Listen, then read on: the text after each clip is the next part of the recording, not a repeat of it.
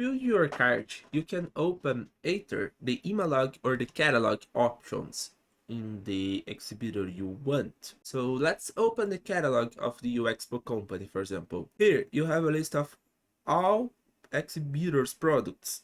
You can see all the item information as on the UExpo page. But now you also have the add to cart option. Let's add some items in this cart here. I select 3 items here, and at the top of the model we can see that we have 3 items in the cart. And if I click on this symbol, we can view the cart details. And we have the option to remove the items by clicking the delete button. Let me remove this, for example. We can select more items, going back to the previous page by clicking this button, and we can save the cart to close this.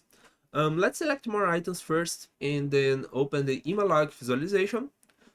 Here we have the add to cart buttons as well. So let's add some more items to the cart again. For example, these, and this. And go back to the cart page. So now we can see the full list here, and we can click in the save cart option. We receive a success message with a cart number, and we will be able to access this cart on the cart page to negotiate the items with the exhibitors.